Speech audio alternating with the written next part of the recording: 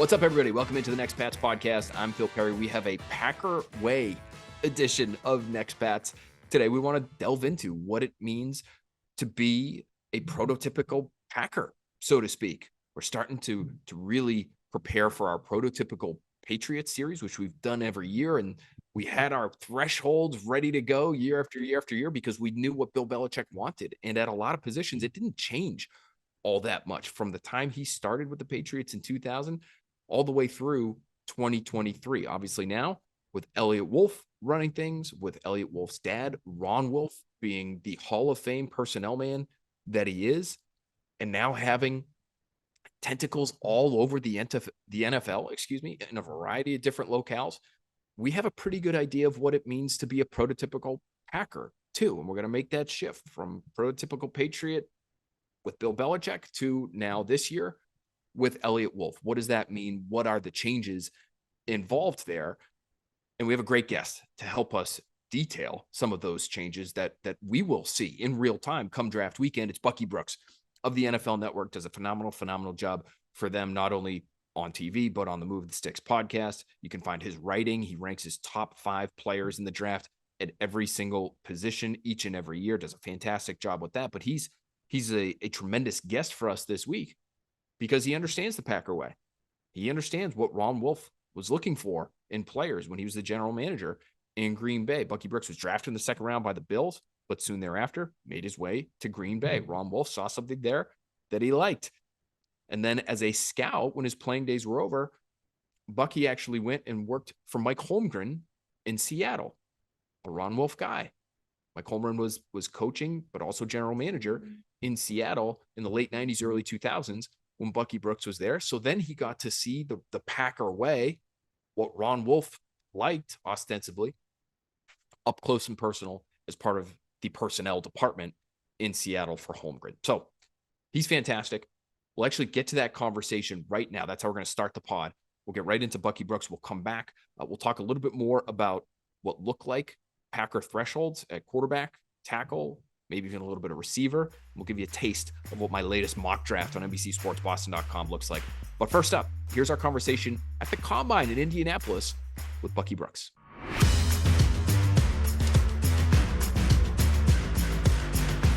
Really excited now to have with us on the Next Pats podcast, Bucky Brooks, NFL Network. Tremendous work on the draft every single year. Bucky, thanks for being with us. Thanks for having me. You do your top 5 lists every year, and I know that the initial lists are out. Mm-hmm. We talk so much about quarterbacks, and we talk specifically a lot about Drake May and Jaden Daniels.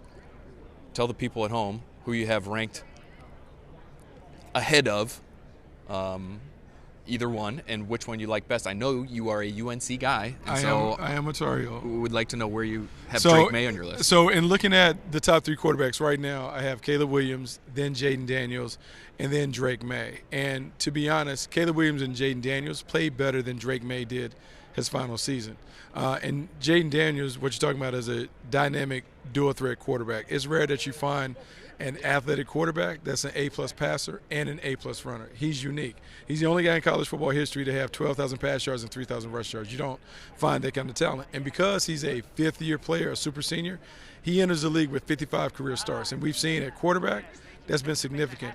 In Drake May, you have a guy who is also very, very talented, a guy who has also done it in a major way. His first season as a starter, look, he's the only one of only 6 quarterbacks to have 4,000 pass yards, 35 pass touchdowns, 600 rush yards, and 7 touchdowns. The only guys that have done that, like Kyler Murray, Deshaun Watson, Marcus Mariota. So he's a very talented player. Last year, there's a bit of drop-off because some of the stuff around him was not the same. But this is a guy who can run it, he can spin it, he can do some of the Josh Allen stuff while also doing it from the pocket. He's a really good player, but he's played fewer than 30 games, and so it may take a while for his game to really pop at the next level. I want to ask you this because I know in terms of your scouting background, you're working in the league as a scout, you have a lot of overlap with guys who know the Packer way. And we've heard about the Packer way this week from Elliott Wolf.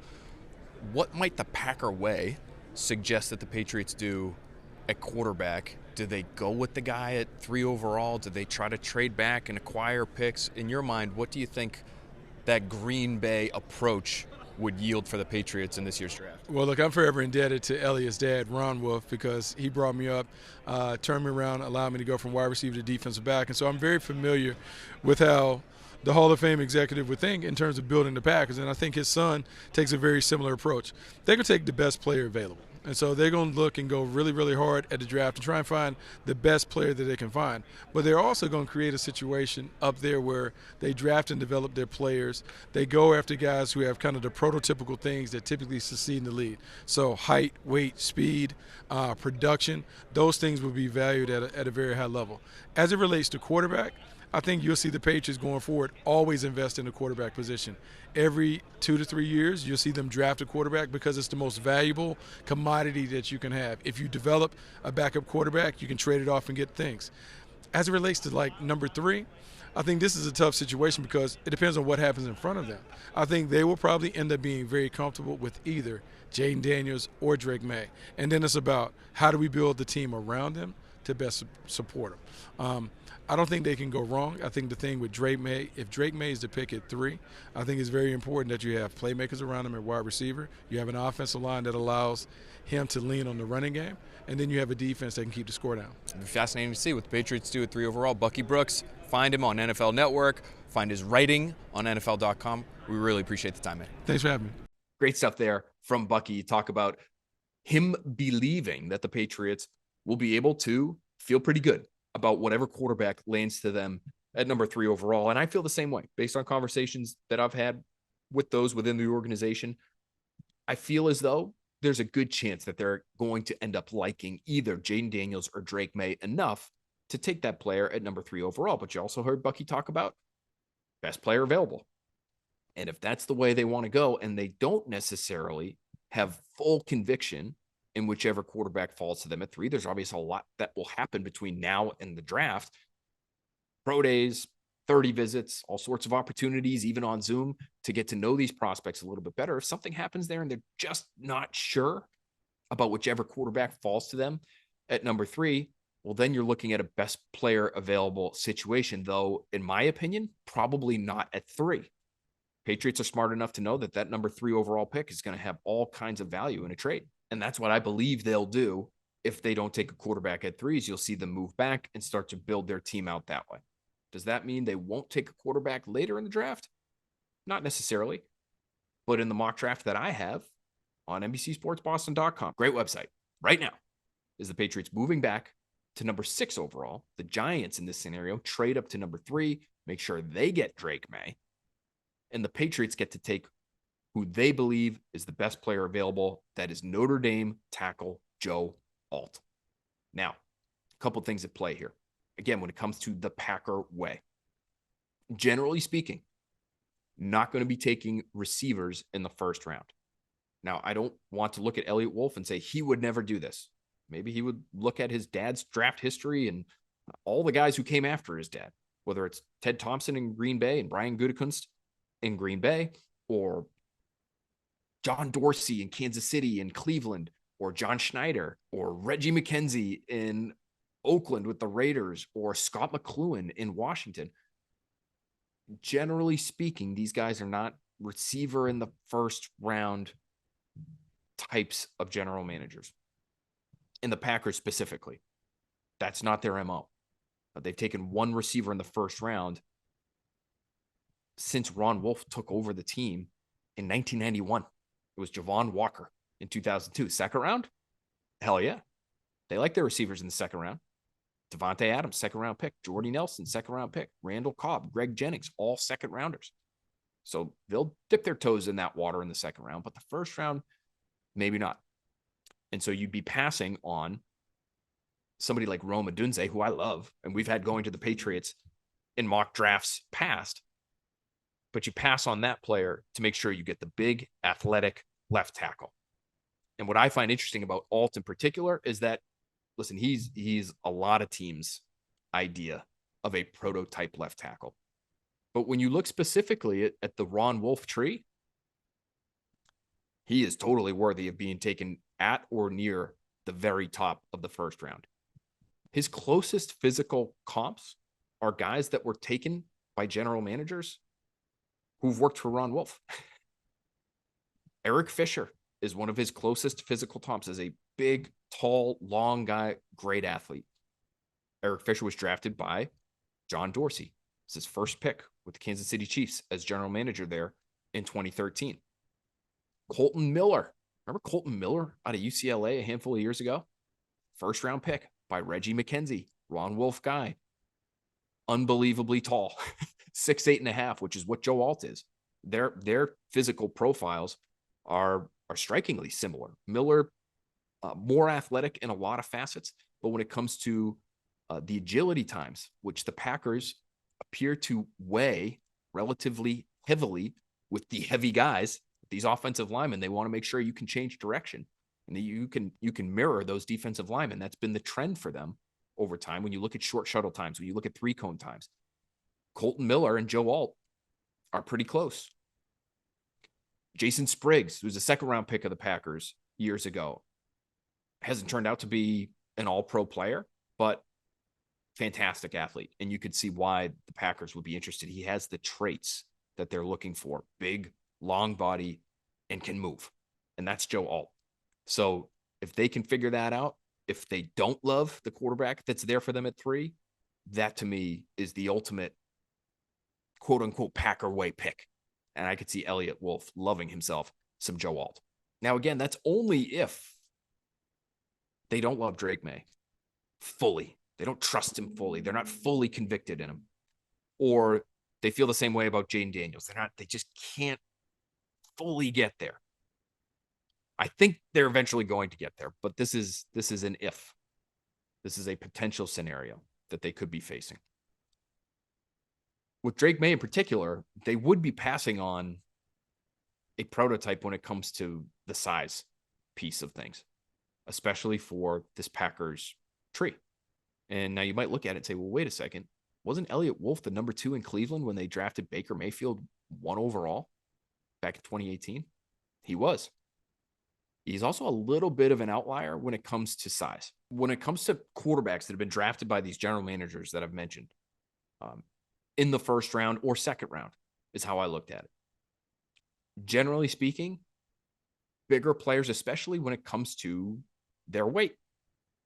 Now, you're not going to get a ton of 6'5", 6'6" quarterbacks on this list here, but all outside of Mayfield are 6'2" or above, and all are in the 212 and above pound range. So a little bit thicker bodies, right? Brian Brom, who was a second round pick, 6'3", 230. That pick ends up not working out, but that's sort of around what they're looking for. Aaron Rodgers, not statuesque when it comes to his height, his length, but 6'2", 223 pounds. Jordan Love is 6'4", 224. Brian Gutekunst picked him a few years ago. Patrick Mahomes, you're looking at 6'2", 225 coming out of Texas Tech. Derek Carr with the Raiders, again, a Reggie McKenzie pick, 6'2", 214. Scott McLuhan is with the Niners when Alex Smith is drafted 1 overall. He's 6'4", 217. So you're not seeing a lot of 200-pound even quarterbacks, period, in the NFL. So I don't want to make it sound like they've had all that many opportunities to draft somebody who is built like Jaden Daniels real high. And so Elliott Wolf may listen to this and say, yeah, I mean, you have no idea what you're talking about. The prototype for us is more about accuracy, being able to fit the ball into tight windows, performing against the best competition possible, and leading a winning team and the ability to create explosive plays. And Jaden Daniels checks all of those boxes. But when it comes to size, what we're working off of is the history. And these guys, for the most part, taken in the first and second round, are bigger than Daniels, and they look a little bit more like Drake May. Again, Baker Mayfield is the one guy who's quote unquote undersized, but he was 6'1", 215 coming out of Oklahoma. So he just sort of barely misses that 6'2" threshold. These guys are all built in such a way that they can take hits. And that's a concern for Jaden Daniels. You talk to league people. They wonder if he'll be able to stay healthy because of his frame and because he likes to run, because of the kind of player he is. Can he protect himself? Can he slide a little bit more? Because he didn't do it enough in college, is what people will tell you. Those to me are interesting numbers to point out just when it comes to the height and weight alone. with the Packer prototypes. The one guy actually that was drafted by one of these Ron Wolf disciples who does look a little bit like Jaden Daniels when it comes to his frame was actually drafted by Ron Wolf himself. Now, he was a 4th round pick. He was not a 1st or 2nd round pick, but Aaron Brooks was 6'3", 203 pounds coming out of UVA in 2000. And he ended up having a nice little career for himself. Was he ever a superstar? No. And would you ever say that he was worthy of the 3rd overall pick or 2nd overall pick the way I feel Jaden Daniels is? No. But he started all 16 games for the Saints in 2001, 2002, 2003, and 2004. Not bad for a guy who, basically weighed 200 pounds soaking wet when he was coming into the draft. That to me is a good sign for somebody like Jaden Daniels. And again, he was never an all-pro, but at least he was durable. And that was in a different age. That was early 2000s. Quarterbacks are much better protected now than they were back then. So just an interesting comp to bring up when it comes to, some of these thresholds that we're working with. Clearly, you could be 6'3", 203 and be draftable. A 4th round pick is, nothing to shake a stick at. That's a valuable pick in the NFL. Ron Wolf valued that selection, and he took that guy despite his frame. And so it certainly wouldn't preclude Elliott Wolf. If he's working off similar thresholds, it wouldn't preclude him from drafting Jaden Daniels. We just haven't seen Ron Wolf guys, so to speak, invest in that position with a player who's as thin as Jaden Daniels is. Last thing I wanted to get to as we're talking about the Packer way, we're talking about some of these prototypes for Packers people that we've seen over the course of the last couple of decades, really. I did want to hit on receiver because in the mock draft that I already mentioned, where the Patriots train down to 6 and they get Joe Alt, in the 2nd round, I had them taking Xavier Legette, receiver out of South Carolina, 6'1", 221 pounds. Absolutely lit up the combine. And we knew he was a good athlete because if you listen to the Next Pass podcast regularly, you heard us talk to Jordan Reed of ESPN, does a fantastic job with all their draft coverage. And he went on and on about Legette. And I had just finished watching some Legette myself. And I was a big fan. Just watching him run away from defensive backs in the SEC, just creating explosive plays on a regular basis. But he really was a one-year wonder, and we went through his background and why that was and some of the issues, he may have experienced along the line in terms of really being able to hit his stride in his development.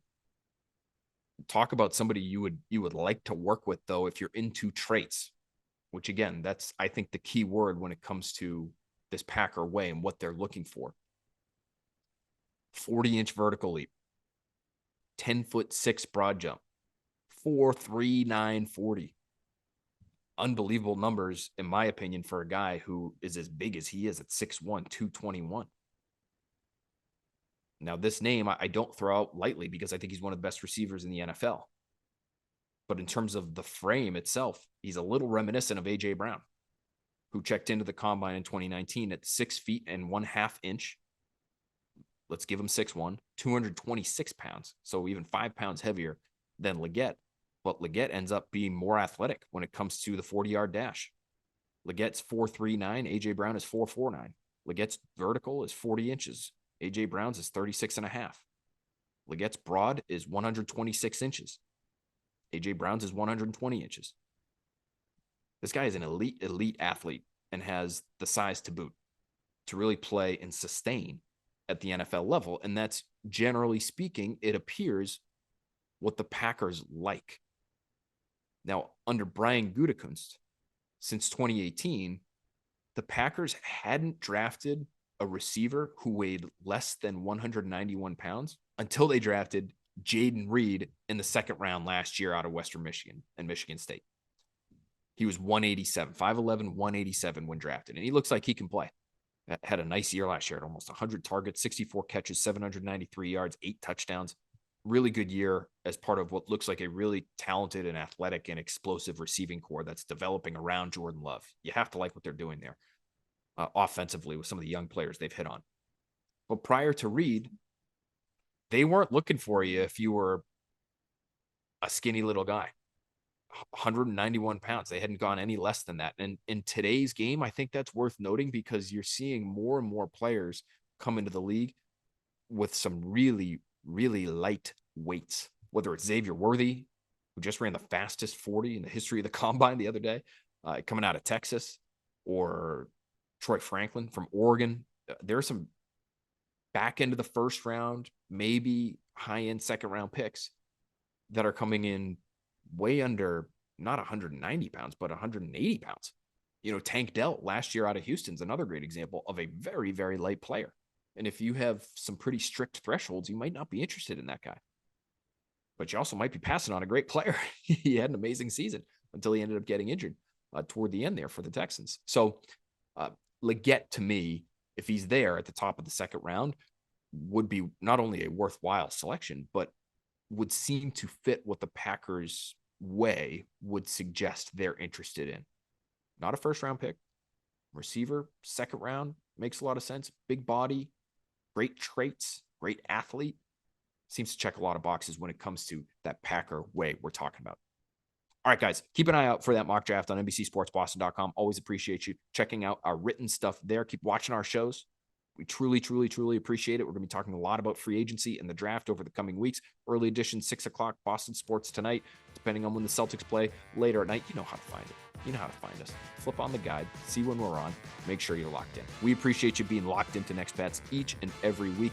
Keep an eye out for the next edition of the Next Pats podcast. Probably going to be hitting you with 2 next week. So hopefully you're ready for that. We'll talk to you next time.